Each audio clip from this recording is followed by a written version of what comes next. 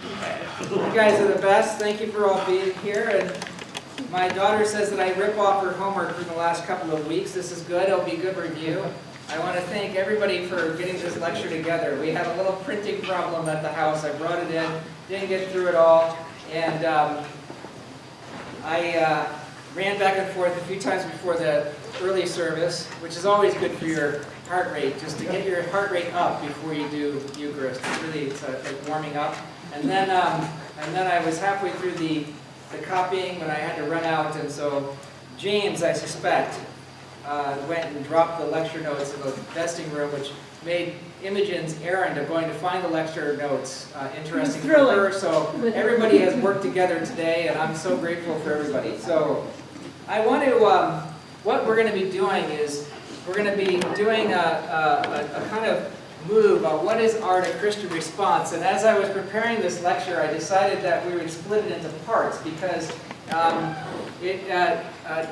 when you talk about a Christian response to art, you're actually thinking about many different interactions that occur. Partly the inheritance is from the classical period in late antiquity in the Western world, but also part of it is internal dynamics within Christianity itself regarding attitudes towards art. And then as the theory of art changes in different eras, art will have a different kind of conversation with Christianity. And one of the ways, and this is, so after this class, we'll take a look at how people looked at art in the Renaissance, and we'll look at some people afterwards, and this gets to my area of least expertise. I'm really good through the late Middle Ages, and then there's the Renaissance, which is I'm okay at, and then there's that period which I'm not really sure. Is it the Rococo? Is it the, there's all sorts of movements that I'm not always sure how to identify them. Late Romanticism, things like that, and then we get to the contemporary world, and all of a sudden I breathe a huge sigh of relief because finally I'm back on firm footing.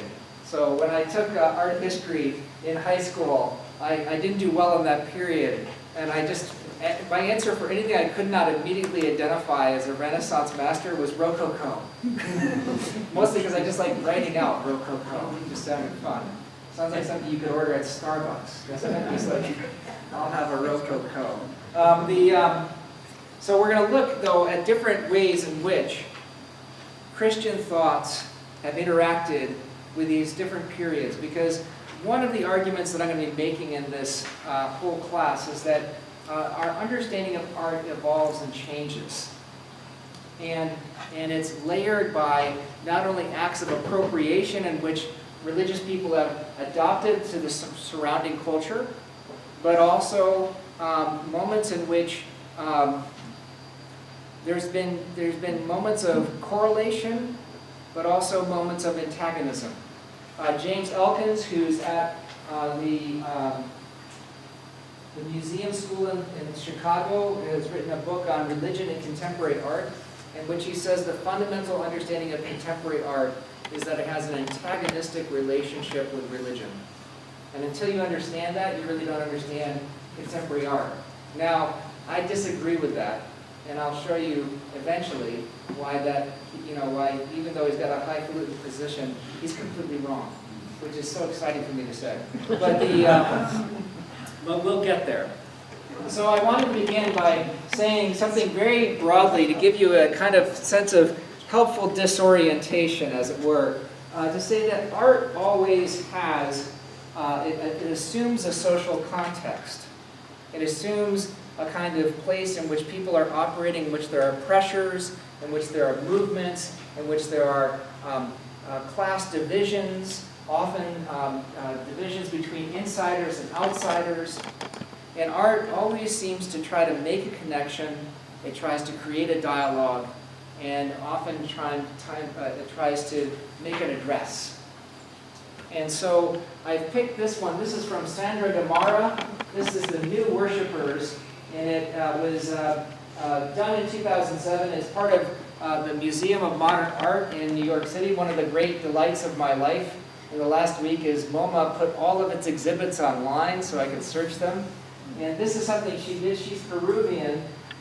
And one of the things that she wants to get at is there are a couple of layers of appropriation. One is to draw attention to the fact that indigenous peoples, when Christianity spread to Latin America, indigenous peoples were hired by the churches to engage in creating sacred art. And oftentimes they would do so, but they would embed within it a kind of cultural code that would resonate with their background. And so you'll often see in her, in indigenous art, back at the spread of Christianity in Latin America, references to mountains. And so there's a sense in which this triangle here is a kind of reference to the mountain in her painting.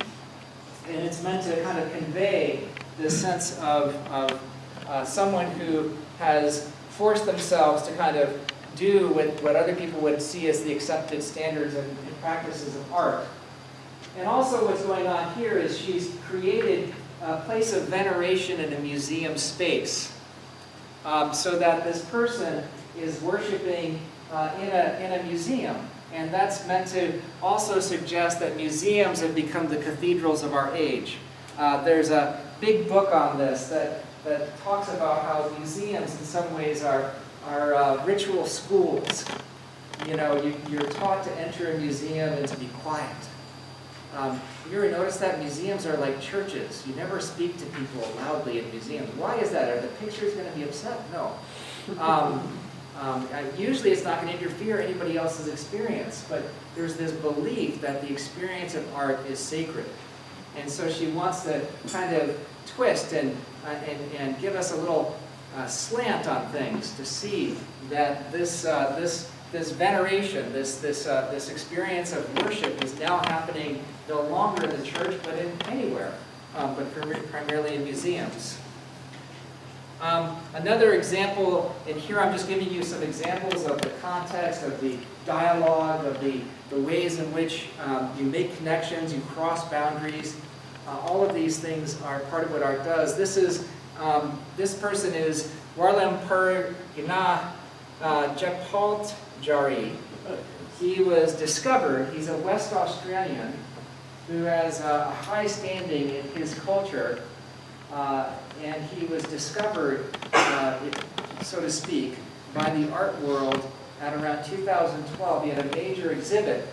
And what I find interesting about this is the kind of paintings they do, and this one actually lies flat on the ground. It doesn't hang on a wall.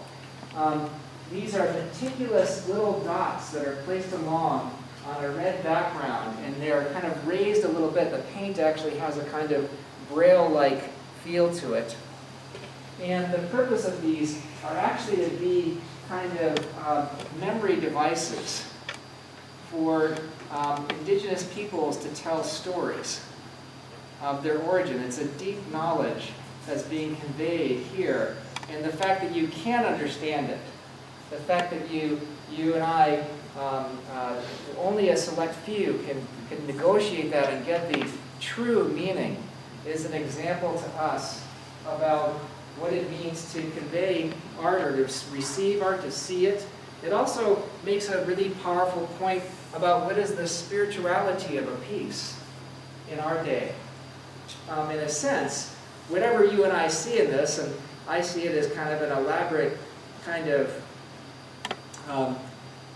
labyrinth, a kind of reminder of the twists and turns in life and things like that. I know that true contemporary art, people wouldn't be so representative in what they see, but I see it and I kind of see a little bit of hope, or in my own life's twists and turns, they will have some kind of coherence, right? In many ways, I will never know, and most of us here in this room, probably none of us will ever really know, except for a select few as part of that tribe in Western Australia will know exactly what this all means if we were trying to determine the truth. But the art has its own power that's independent from the artist's intention and also from its original community of reception, right? You can get power out of something later on and it will make something powerful and different, and a new kind of meaning gets created through art. in a different period that it doesn't have when it is first done. So that's just some examples to give you a kind of broader view of what I mean by the context, the dialogue, the boundaries, and the connections that art draws.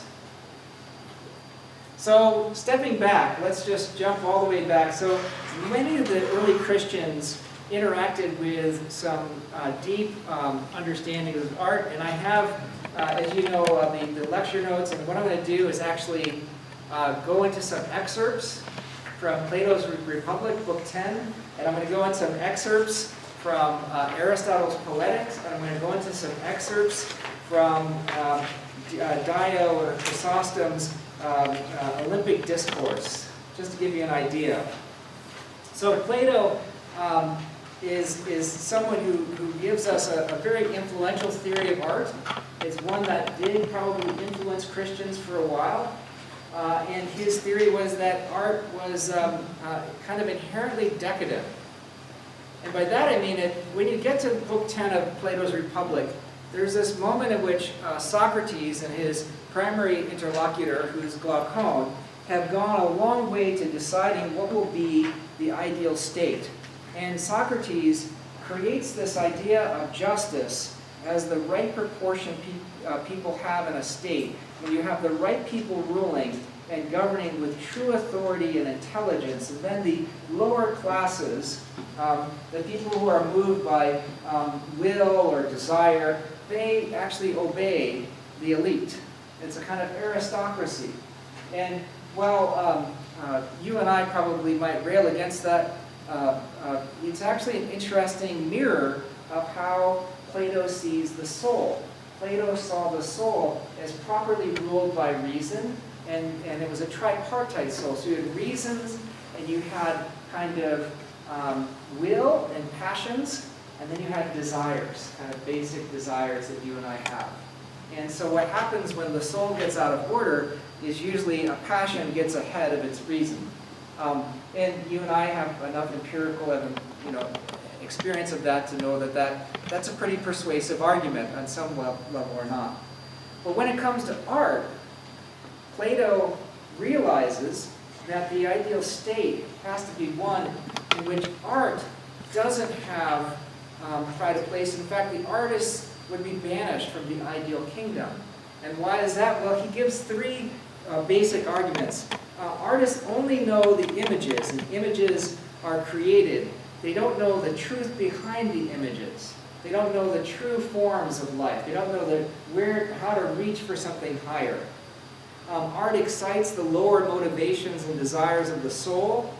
Art encourages in some ways for us to sympathize with those who grieve excessively or lust inappropriately or laugh at base things. Now, the art form primarily that Plato has in mind is poetry, because Plato actually also drew a line of division between the arts that are liberal arts and the mechanical arts. So for Plato, composing a poem or a heroic myth is more artful than, say, drawing a picture or doing a sculpture. And finally, what I want you to see in all of this, and this gets overlooked, is that Plato's reasons in his reasoning are profoundly theological. Plato is actually interested in God. It's just not the God that you and I know best, or hope we know best.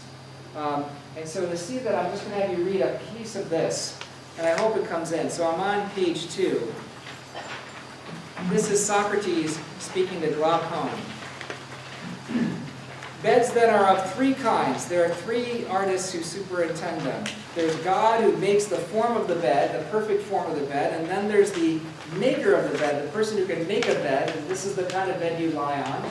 And then there is the painter, who might paint a bed and make it look like a bed on a screen. And so as Glaucon says, yes, there are three of them. God, whether from choice or from necessity, made one bed in nature and one only. Two or more such ideal beds neither have ever been nor ever will be made by God. So God makes the whole world through these perfect forms, through this, and in God's world there's the form of a bed, which is the perfect bed. It's a bed that you and I have never slept in more ways than one. All the beds that you and I have slept in are kind of poor imitations of it. Very true, he said. Or why is that? Because even if he had made but two, a third would still appear behind them, which both of them would have for their idea, and that there would be an ideal bed in the two others. Very true, he said. God knew this, and he desired to be the real maker of a real bed, and not a particular maker of a particular bed. And therefore he created a bed, which is essentially and by nature one only. So we believe, says Glaucon. Shall we then speak of him as the natural author or maker of the bed?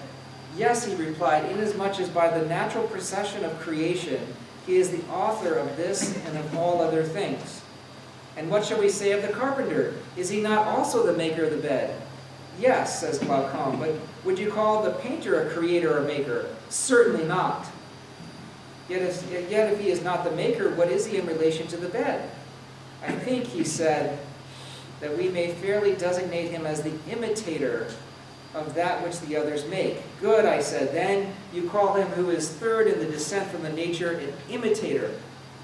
Certainly, he said. And the tragic poet is an imitator, and therefore, like all other imitators, he is thrice removed from the king and from the truth.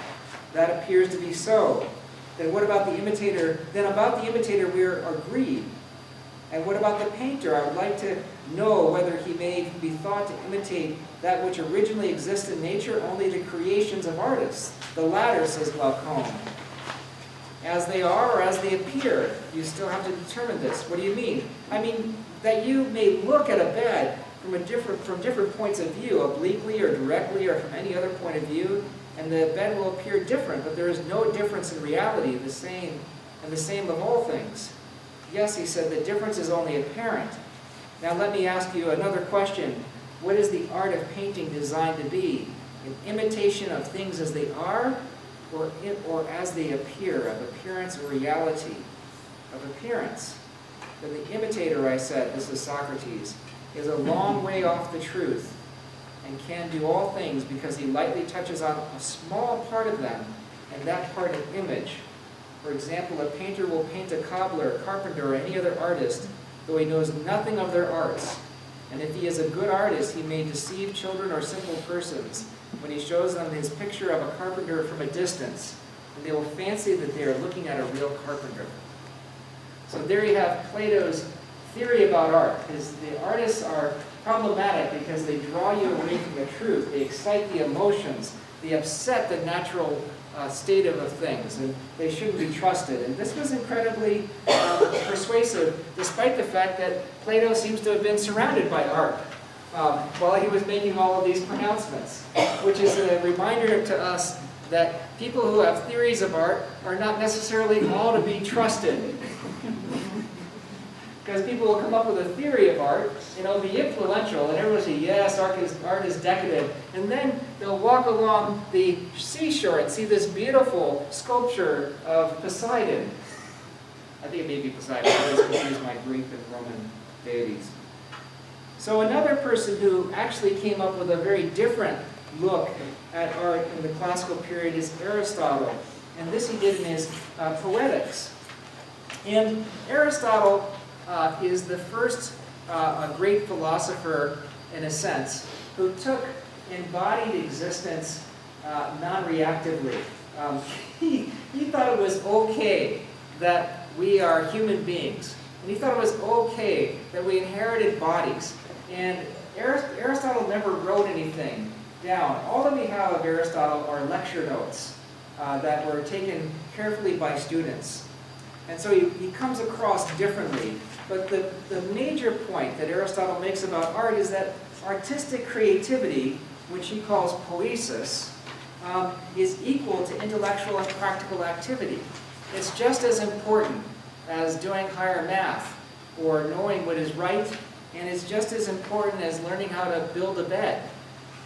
And that imitation, or mimesis, is a natural human activity, and therefore can be ordered along with creativity to a good end.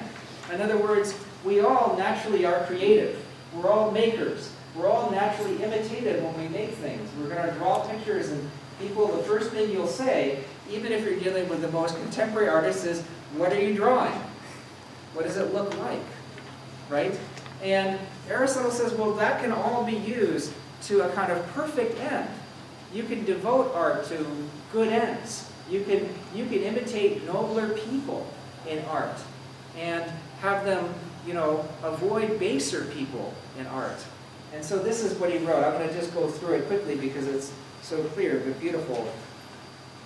Poetry in general, here again, poetry was always the higher art than just painting a picture. Poetry in general seems to have sprung from two causes, each of them lying deep in our nature. First, the instinct of imitation is implanted in man from childhood, one difference between him and the other animals being that he is the most imitative of living creatures. And through imitation learns his earliest lessons. And no less universal is the pleasure felt in things imitated. We have evidence of this from the facts of experience, objects which in themselves we view with pain, we delight to contemplate when reproduced with minute fidelity, such as the forms of the most ignoble animals and of dead bodies. The cause of them, again, is that to learn gives the liveliest pleasure, not only to philosophers, but to men in general, whose capacity, however, of learning is more limited. Thus, the reason why men enjoy seeing a likeness is that in contemplating it, they find themselves learning or inferring and saying perhaps, that is he. If you happen not to have seen the original, the pleasure will be due not to the imitation as such, but to the execution, the coloring of some other cause. Imitation, then, is one instinct in our nature. Next, there is the instinct for harmony and rhythm, meters being manifestly sections of rhythm. Persons, therefore, starting with this natural gift, develop by degrees their special aptitudes till their rude improvisations gave birth to poetry. Poetry now diverged in two directions. According to the individual character of the writers, the graver spirits imitated nobler actions, the actions of good men. The more trivial sort imitated the actions of meaner persons, at first composing satires, as the former did hymns to the gods and the praises of famous men. A poem of the satirical kind cannot indeed be put down to any author earlier than Homer, though many such writers probably there were. But from Homer onward, instances can be cited. His own Margites, for example, and other similar compositions. The appropriate meter was also here introduced. Hence the measure is still called the iambic or lampooning measure, being that in which people lampoon one another. This, the older poets were distinguished as writers of heroic or of lampooning verse. A third idea about art comes a little bit later, which is by Dio Chrysostom. This person is operating in late antiquity, and this was his Olympic discourse, which is considered, the alternate title is On Man's First Conception of God, and his major point is that artists, by creating sublime images, help reinforce our belief in God that we have innately or otherwise learned. And so this is what he's giving this discourse, this speech, in front of a massive sculpture of Zeus that was done by Phidias, a sculptor. And so this is what he would say, if he could say something to Phidias, who had made the sculpture 400 years before Dio is speaking. He says, "O best and noblest of artists, how charming and pleasing a spectacle you have wrought, and a vision of infinite delight for the benefit of all men, both Greeks and barbarians who have ever come here, as they have come in great throngs, and time after time no one will gainsay. For verily the irrational brute creation will be so struck with awe if they could catch merely a glimpse of yonder statue, not only the bowls which are being continually led to the altar, so that they would willingly submit themselves to the priests who would perform the rites of sacrifice." That's probably a little bit of conjecture. Bulls probably never got excited by the statue when they were being led to their slaughter. If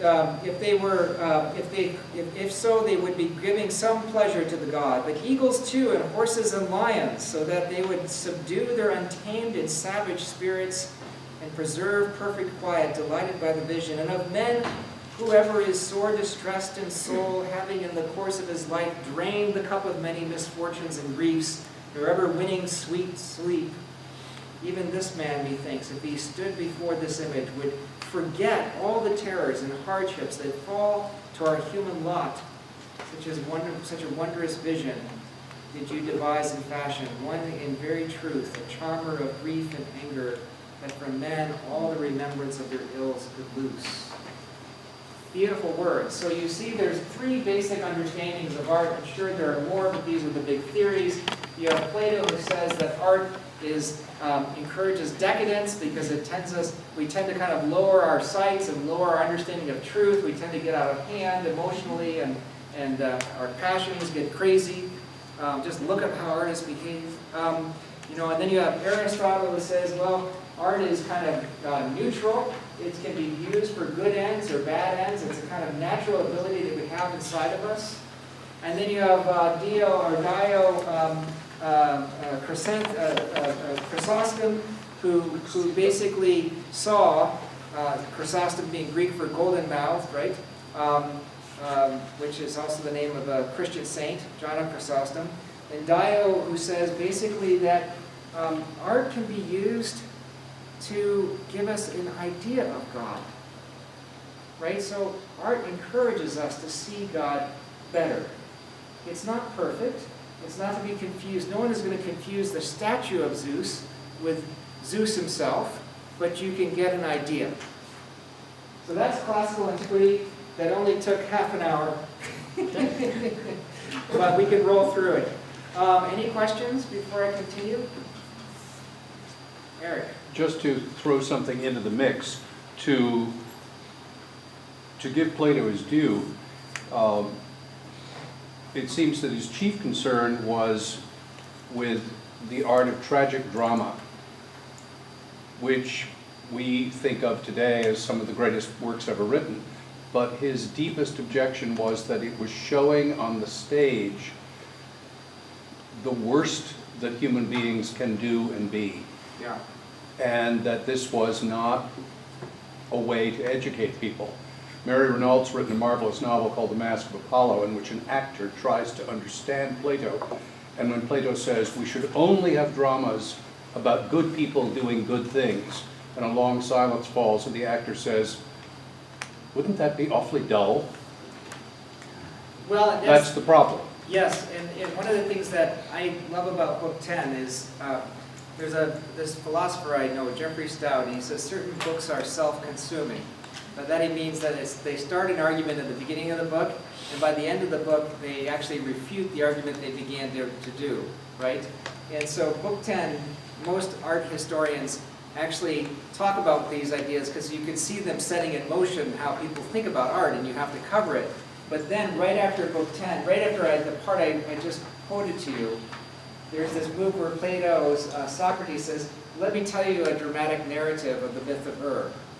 So he actually gives a myth to prove his point, which actually disproves his point. If he has to give a myth, then you need myths, and you need to have good myths, and then your whole system is wrong, Plato. But you're in Book 10, and I'm sure the publisher needed it by then. You had to just pull the cord and get it done. So you're right. Let me go to early Christian theories of art and early Christian theologies of art. And the basic thing that I want you to know is that there's ambiguity and appropriation. And by ambiguity, I mean that Christianity inherited from the classical theories, but more importantly from Judaism, this idea that to make any graven image was to encourage idolatry, was to commit idolatry, which was forbidden in the Ten Commandments. And so to give you an example of that, I just have these two passages from the person of Paul is depicted in Luke's Acts, the book of Acts. So the first one on excerpt 4 says, since we are God's offspring, we ought not to think that the deity is like gold or silver or stone, an image formed by the art and imagination of mortals. And so that's a clear reiteration of the rules against making a graven image, the rules of idolatry. And then a little bit later in the same chapter, Now after these things had been accomplished, Paul resolved in the Spirit to go through Macedonia and Achaia, and then to Jerusalem. He said, after I have gone there, I must also see Rome.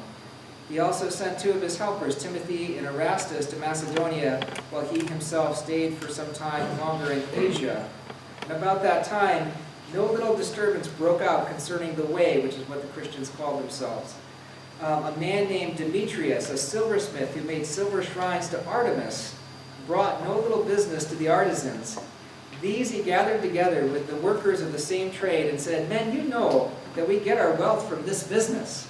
You also see and hear that not only in Ephesus, but also in the whole of Asia, this Paul has persuaded and drawn away a considerable number of people by saying that gods made with hands are not gods, and that there is danger not only that this trade of ours may come into disrepute, but also that the temple of the great goddess Artemis will be scorned, and she will be deprived of her majesty that brought all Asia and the world to worship her.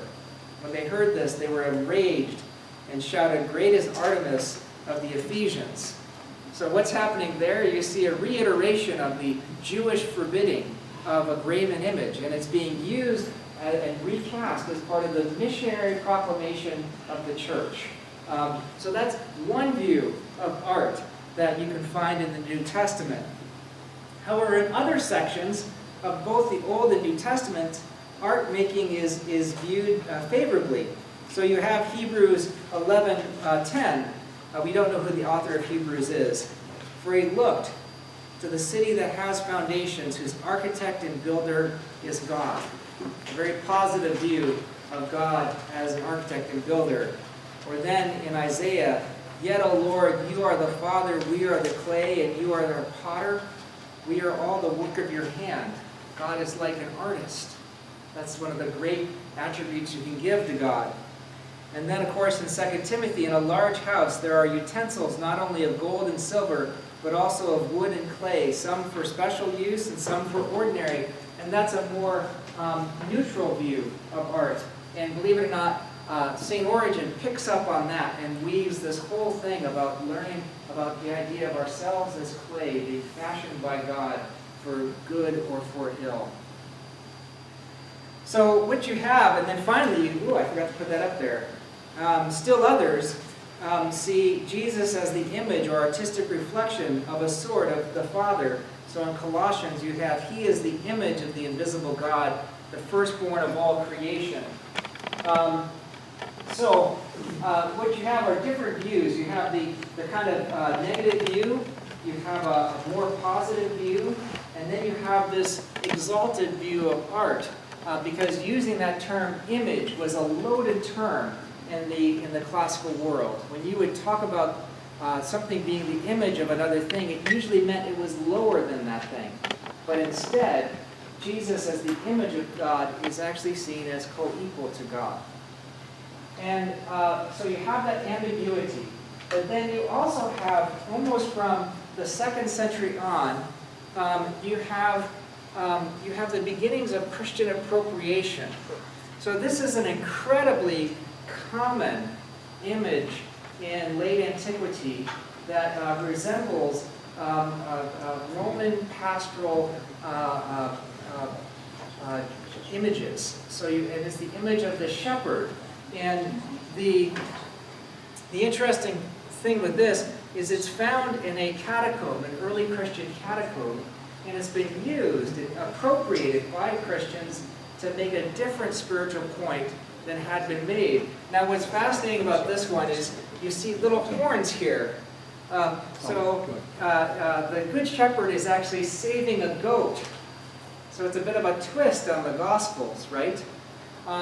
But here, and you have him with sheep and goats, but it's clearly it's from a Christian perspective, and it's in a Christian tomb, and it's the first moment in which you see the use by Christians of the art of their day. Another thing that was used by Christians, one of the earliest personal things that you would wear if you're a Christian would be a ring with an anchor on it, and that was a common way in which people designated veneration of Poseidon. But when Christians wore it, they meant a very different thing. They were communicating a very different point. They were using it to communicate their belief in God. And so then we are moving forward, and I'm going to get through it, I think, actually, to this kind of movement changes through particularly in the eastern part of Christianity. So in Byzantium, you have these movements of iconoclasm. And what happens is, and people have different theories about why the iconoclastic controversy emerged. But the general, so some people believe you have during this time the rise of Islam. And Islam is, like Judaism, strictly against showing graven images. They have a strict understanding of idolatry.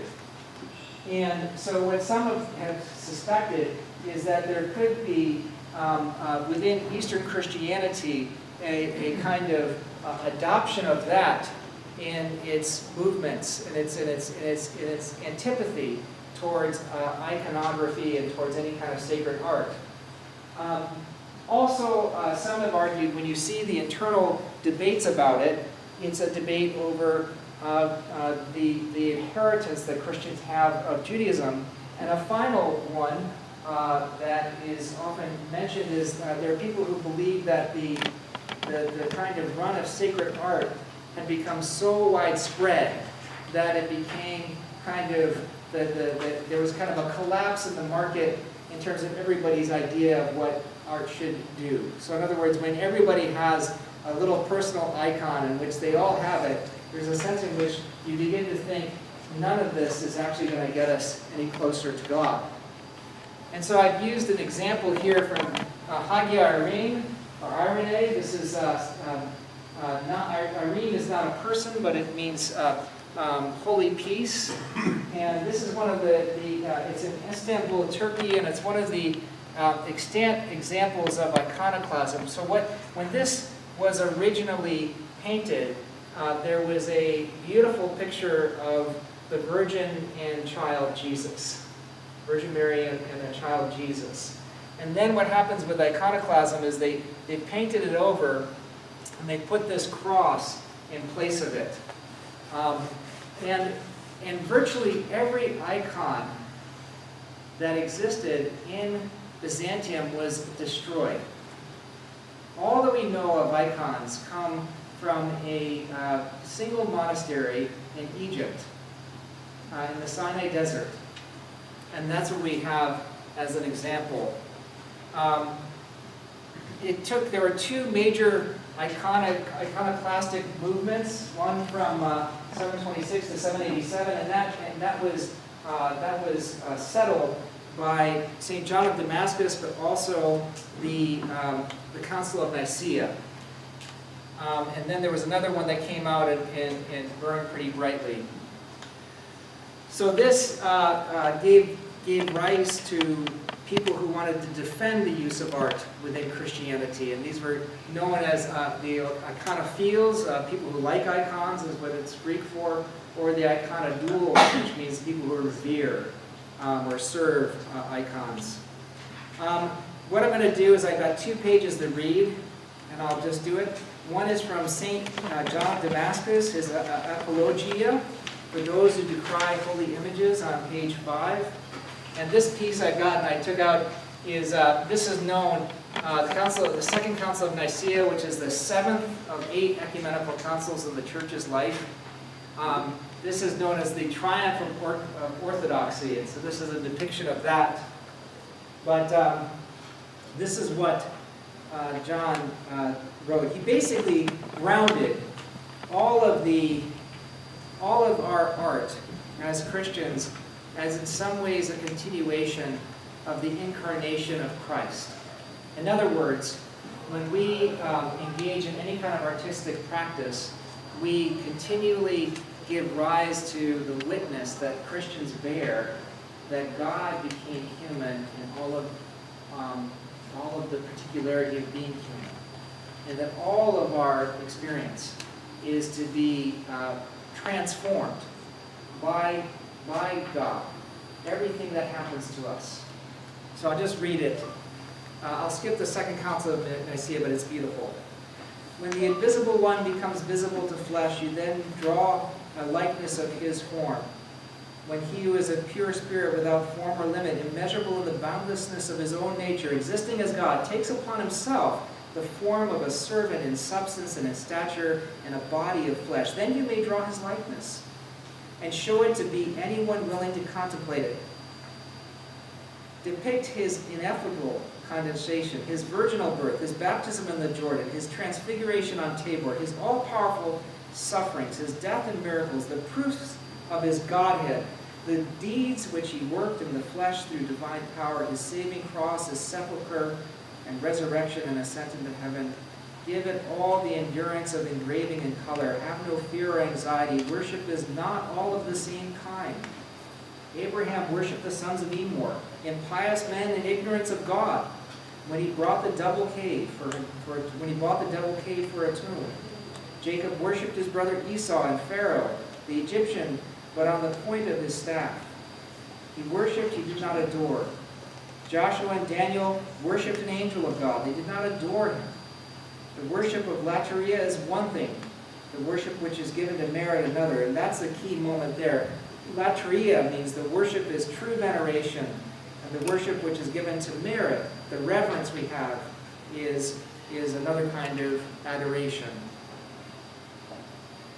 Now, as we are talking of images in worship, let us analyze the exact meaning of each. An image is a likeness of the original with a certain difference, but is not an exact reproduction of the original. Thus, the Son is the living, substantial, unchangeable image of the invisible God, bearing in himself the whole Father, bearing in all things equal to him, differing only in being begotten of the Father, who is the begetter. The Son is begotten. The Father does not proceed from the Son, but the Son is from the Father. It is through the Son, not after him, that he is what he is. The Father who generates in God. The Father who generates. In God, too, there are representations and images of his future acts. That is to say, his counsel from all eternity, which is ever unchangeable. That which is divine is immutable. There is no change in him, no shadow of change. Blessed Denis, the Carthusian, long story who he's really called, who has made divine things in God's presence is studied, says that these representations and images are marked out beforehand. In his counsels, God has noted and settled all that he would do, the unchanging future events before they came to pass. In the same way, a man who wished to build a house would first make and think out a plan. Again, visible things are images of invisible and intangible things, on which they throw a faint light. Holy Scripture clothes and figure God and the angels, and the same holy man explains why. When sensible things sufficiently render what is beyond sense and give a form to what is intangible, a medium would be reckoned imperfect according to our standard if it did not fully represent material vision or the required effort of mind. Therefore, Holy Scripture, providing our need, ever putting before us that which is intangible, clothes it in flesh, does not make it an image of what is thus invested with our nature and brought to the level of our desires yet invisible. A certain conception through the senses thus takes place in the brain, which was not there before. It is transmitted to the judicial faculty and added to the mental store. So John of Damascus puts it all into a Trinitarian scope. And one of the things that I wanted to finish with is, you have this, I'll talk about this next as a starting point, but here's one.